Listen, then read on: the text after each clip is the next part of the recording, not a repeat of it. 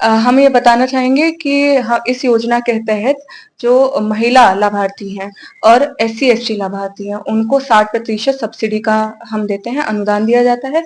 एवं जो जनरल लाभार्थी हैं, पुरुष वर्ग के लाभार्थी हो गए और ओबीसी, उनको 40% अनुदान देने के प्रावधान है। Madam, motorcycle with ice box, उसमें हम उनको मोटरसाइकिल देते हैं। मोटरसाइकिल के पीछे आइस बॉक्स लगा होता है और वो दैनिक रूप में भ्रमण करके अपने जो फिश वो कहीं से पकड़ते हैं, मछली पकड़ते हैं, वो घर घर जाके उसको बेच सकते हैं। तो आज हमारे साथ मत्स्य विभाग के सहायक निदेशक हैं भानुचंद्रा जी। आइए हम इनसे जानते हैं कि मछली पालन अगर किसान कोई करना चाहे या विभाग की तरफ से क्या योजनाएं हैं, इनके बारे में जानकारी करते हैं। जी मैडम नमस्ते। ये जो है जैसे मछली पालन का कोई किसान करना चाहता है तो उसके लिए किसानों के लिए क्या योजनाएं हैं? देखिए, किसानों के लिए सबसे प्रथम हमारी एक फ्लैगशिप स्कीम है जो भारत सरकार और स्टेट गवर्नमेंट द्वारा प्रचलित है। इसका नाम है प्रधानमंत्री मत्स्य संपदा योजना। प्रधानमंत्री मत्स्य संपदा योजना के तहत 30 से ज्यादा परियोजनाएं हैं, जिसमें तालाब निर्माण, फीड मिल का निर्माण, बायोफ्लॉक तालाब निर्माण, मीडियम आरएएस, स्मॉल आरएएस, इसी प्रकार की बहुत सी योजनाएं संचालित हैं, जिसमें आवेदक अपनी आवश्यकता अनुसार आवेदन करके इस योजना का लाभ ले सकते हैं। आवेदनकर्ता को हमारी डिपार्टमेंट की वेबसाइट www.upfisheries.gov.in पर अप्लाई करना होगा, जिस भी परियोजना में वह लोग अप्लाई करना चाहते हैं। हम ये बताना चाहेंगे कि इस योजना के तहत जो महिला लाभार्थी हैं और एससी एसटी लाभार्थी हैं उनको 60% सब्सिडी का हम देते हैं, अनुदान दिया जाता है।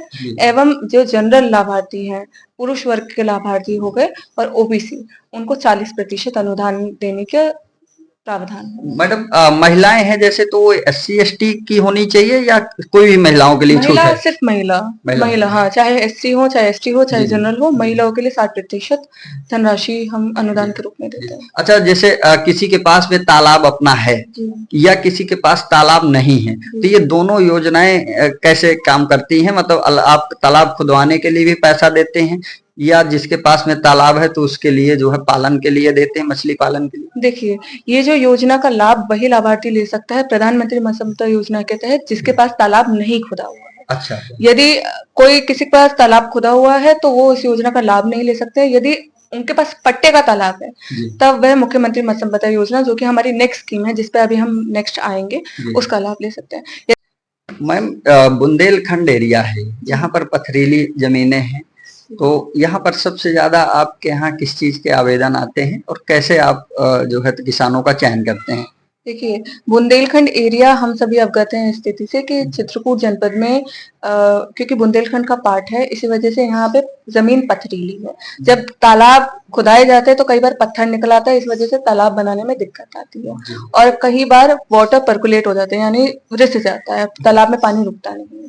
इसी वजह से जनपद में जो नॉन कन्वेंशनल कुछ स्कीम्स हैं, नॉन कन्वेंशनल फिशरीज के मेथड हैं, जैसे कि मीडियम आरएस, एक हमारे लाभार्थी इसका कल्चर कर भी रहे हैं। मीडियम आरएस यानी कि मीडियम रीसर्कुलेटरी एक्वाकल्चर सिस्टम। इसके तहत जो पानी होता है उसी को बार बार सर्कुलेट करके यूज किया जाता है मछली पालन के लिए, जिससे पानी की खपत भी कम होती है और उसके साथ साथ जो फार्मर है उसको उसके जो फिश की ग्रोथ भी ज्यादा होती है। एक हमारा स्कीम यह है। दूसरा है बायोफ्लॉक पॉन्ड कंस्ट्रक्शन, जिसके तहत तालाब खुदवा के उसमें पन्नी बिछाई जाती है। पन्नी रेगुलर पन्नी नहीं होती है, वो एक अच्छी माइक्रोन मोटी पन्नी होती है जिसको बिछाकर पानी को रिसने से बचाया जाता है और उसमें फ्लॉक क्रिएट करके, फ्लॉक में बेसिकली जो मछली होती है उसका नेचुरल फूड बनता है जिसको प्लैंक्टन बोलते हैं। वो फूड बनता है तो मछली उसको खाती है और उससे उसकी ग्रोथ बढ़ती है। यहाँ चित्रकूट में कितने लाभार्थी होंगे जो ऐसा यूज करते हैं? जी, क्योंकि जब से हम जनपद में आए तब से हमने बहुत कोशिश की है कि ज्यादा से ज्यादा लाभार्थियों को इसमें कवर अप कर सके। हमारे पास जनपद में 3 बायोफ्लॉक के लाभार्थी हैं और 1 मीडियम आरएस का लाभार्थी है। तालाब निर्माण के हमारे पास लाभार्थी हैं। उसके साथ साथ हम लोग, मैं ये भी बताना चाहूंगी कि जैसे छोटे किसान हैं, जैसे जो लोग बहुत ज्यादा अपना लाभार्थी अंश नहीं लगा सकते लेकिन मछली पालन करना चाहते हैं, मछली का व्यवसाय करना चाहते हैं, उनके लिए हमारे पास इवन स्कीम है कि cycle with ice box, motorcycle with ice box. उसमें हम उनको मोटरसाइकिल देते हैं, मोटरसाइकिल के पीछे आइस बॉक्स लगा होता है और वो दैनिक रूप में भ्रमण करके अपने जो फिश वो कहीं से पकड़ते हैं, मछली पकड़ते हैं, वो घर घर जाके उसको बेच सकते हैं। तो तो ये जो स्कीम है, जी इस प्रधानमंत्री मत्स्य संपदा योजना के तहत बड़े से बड़ा कोई लाभार्थी है जो कि बहुत अच्छा लाभार्थी अंश लगा सकता है, उसके लिए भी टारगेटेड है, जी और छोटा कोई किसान है जो कि ज्यादा लाभार्थी अंश नहीं लगा सकता, उसके लिए भी है। मतलब जैसे कोई आप ये जो मोटरसाइकिल वाला जो बता जी रहे हैं, तो जी इसमें ये है कि बेचने के लिए है जी कि आप घर घर जाके या गांव गांव जाके उसको बेच जी, सकते हैं। जैसे डोर टू डोर जी जी डिलीवरी के लिए, एक तो जैसे हम जोमेटो से जी खाना जी मंगवाते हैं, जी जी, तो मछली मंगा सकते हैं। हाँ मछली, जैसे कोई विक्रेता है वो डोर टू डोर उसकी डिलीवरी कर सकता है। जी मैम, ये प्रधानमंत्री मत्स्य योजना है जो, जी इसमें कितना अनुदान मिलता है और किसान इसका लाभ कैसे ले सकता है? प्रधानमंत्री मत्स्य संपदा योजना के तहत सभी परियोजनाओं में जी 60% अनुदान का प्रावधान है, महिला लाभार्थी और SC ST लाभार्थियों के लिए। अच्छा, मतलब 40% किसान को लगाना है, हाँ लाभार्थी ये है, महिलाओं के लिए है। जी ये महिलाओं के लिए, और अगर कोई पुरुष है SC ST ऐसे वर्ग का, तो उनके लिए भी 60% अनुदान है। लाभार्थी को पहले अपना 40% जो लाभार्थी अंश है जी वह लगाना पड़ेगा। जी उसके बाद उनको उनका निरीक्षण होगा, हम देखेंगे कि प्रोजेक्ट जो मानक अनुसार उनका कंप्लीट हुआ है कि नहीं हुआ है प्रोजेक्ट। जी उसके बाद उनको लाभार्थी को उसके खाते में DBT के माध्यम से पैसा दिया जाता है, अनुदान दिया जाता है, जो जी कि 2 से 4 इंस्टॉलमेंट में दिया जाता है। टोटल कितना प्रोजेक्ट की लागत है जो, जी वो कितना है?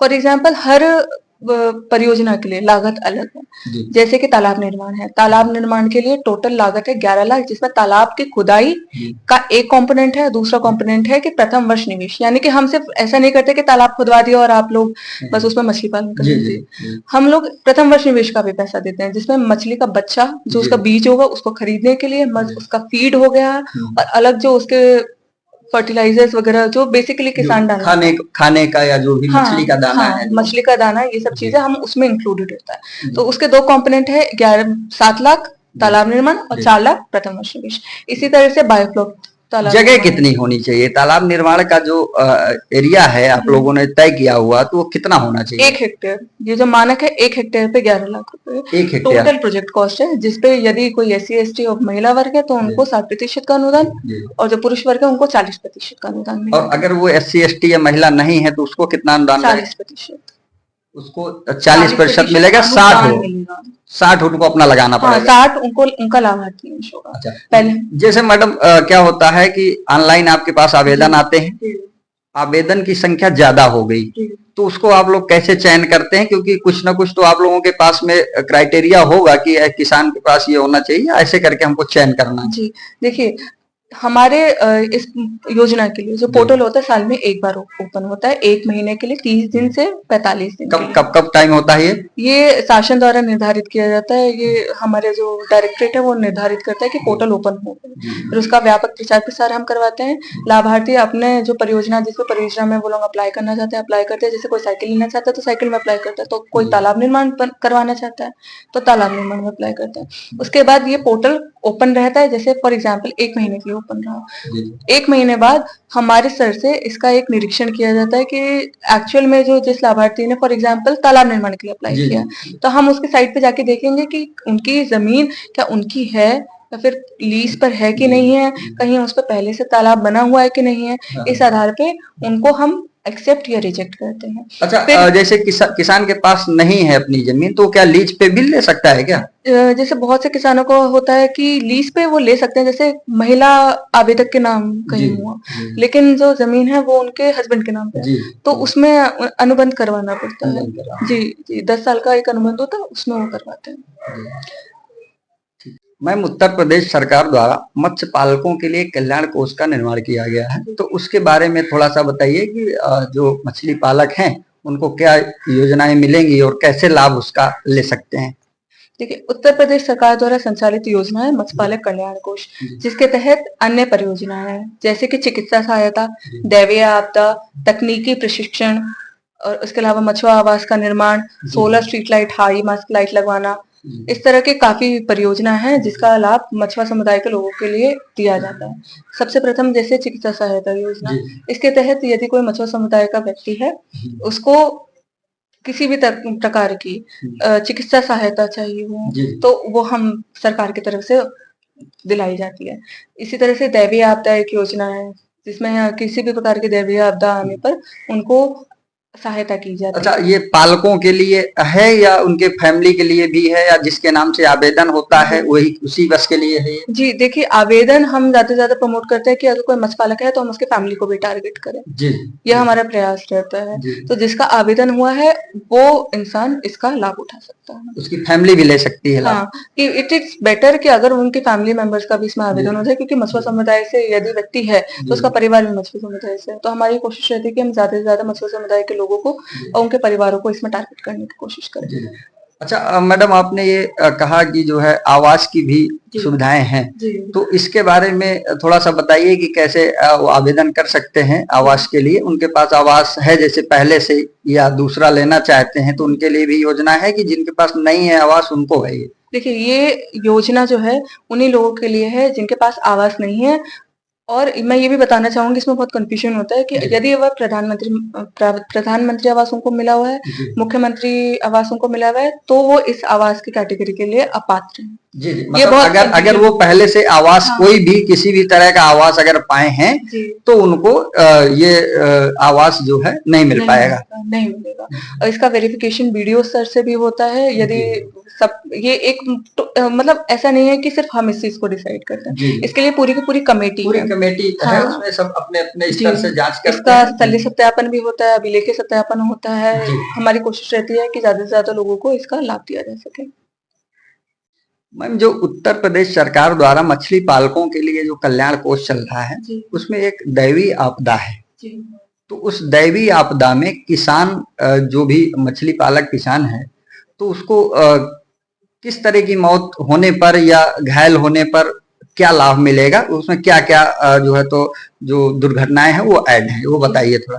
दैवीय आपदा के अंतर्गत दुर्घटनाएं जो एडेड हैं वह है बेमौसमी भारी वर्षा, आकाशीय विद्युत, आंधी तूफान, लू प्रकोप, नाव दुर्घटना, सर्पदंश, सीवर सफाई व गैस रिसाव एवं बोरवेल में गिरना, कुआं, नदी आदि झील में डूबने से मृत्यु होने पर दैवीय आपदा के तहत सहायता की जाती है। इसके साथ यदि जो लाभार्थी है या जिसके लिए आवेदन किया जा रहा है, यदि उनकी मृत्यु होती है तो 4 लाख रुपए का प्रावधान है। फैमिली को उनके दिया जाएगा। जी, जी। अच्छा मैडम, क्या है दैवीय आपदा एक राजस्व विभाग की तरफ से भी होती है, तो उसमें कभी-कभार क्या होता है कि व्यक्ति जैसे आपके यहाँ से है तो वो भी लाभ ले सकता है, या वो दोनों लाभ ले सकता है, या एक ही लाभ ले पाएगा? देखिए, इसके लिए एक ही लाभ, एक ही जगह का लाभ ले सकता है, या तो हमारे यहाँ से या दैवीय आपदा विभाग की तरफ से। इसके तहत हमारे पास अगर कोई आवेदन आता है इसके संबंध में, तो हम एक वेरिफिकेशन करवाते हैं संबंधित तहसील के एसडीएम साहिबान से। जब वो वेरिफिकेशन हो जाता है कि उस पर्टिकुलर फैमिली को या व्यक्ति को कहीं और से लाभ नहीं मिला, उस स्थिति में हमारे द्वारा उनको लाभ दिया जाता है। मतलब आपके पास में जो आवेदन आएगा आप उसको राजस्व को एसडीएम साहब को जी, हम उनको फॉरवर्ड करेंगे, फिर वो अपने स्तर से एक वेरिफिकेशन करवाएंगे, फिर हमें प्रेषित की जाएगा। यदि उस व्यक्ति विशेष को या परिवार को कहीं और से लाभ मिला है तो उनको हमारे स्तर से लाभ नहीं मिलेगा। अगर यदि नहीं मिला है तो हमारे स्तर से लाभ मिलेगा। मतलब 2 में से एक लाभ ले सकता है, या तो वो मत्स्य विभाग की तरफ से ले ले या राजस्व विभाग की तरफ से ले ले। जी।